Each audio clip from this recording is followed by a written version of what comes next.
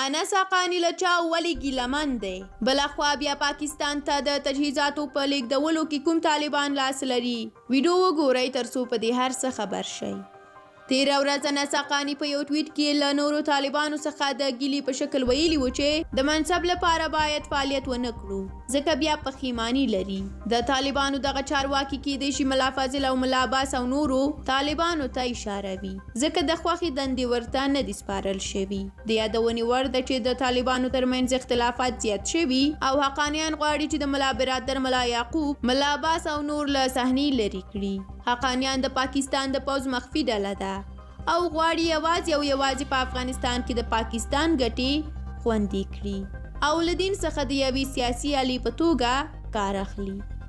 بلخوا له هغې ورځې چې طالبان کابل ته رارسېدلي دي د افغانستان ملي شتمنۍ په پټه او ښکاره د چور او چپاول په حال کې ده. له افغانستان څخه د امریکا له وتلو وروسته په زرهاو نظامي تجهیزات طالبانو ته جوړ او سلامت پاتې شول. د افغان ملي ځواکونو نظامي اډې هم د یوه پلان لخوا په سلامته توګه طالبانو ته پرېښودل شوې.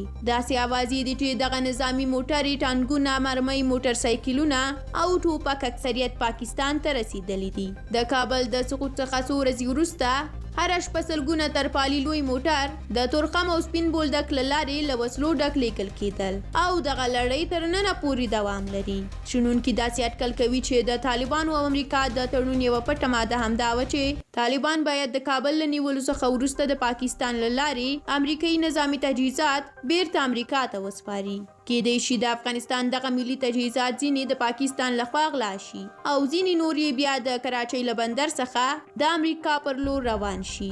دغه انځور چې تاسو یې اوس ګورئ په پاکستان کې لیدل شوي. دا جعلي ځکه نه دي چې د دې په هکله ویډیوګانې هم شتون لري. د چرسو د پراسس سربیره طالبان د افغانانو ملي شتمنۍ خپل پاکستاني او امریکایي بادار ته تحفه کوي. د یادولو وړ ده چې طالبان او امریکا یو له بل سره هیڅ ډول ستونزه نه لري بلکې د طالبانو مشرانو ته امریکا له مسلمانانو څخه ډیره مهمه او ګرانه ده. جنګیالي طالبان خو هسې د حورو او غلامانو په خوبونو غولول کیږي او خپل خوږ ژوند د امریکا، پاکستان او د خپلو مشرانو لپاره د اختر میږو او پسونو په څیر قربانوي.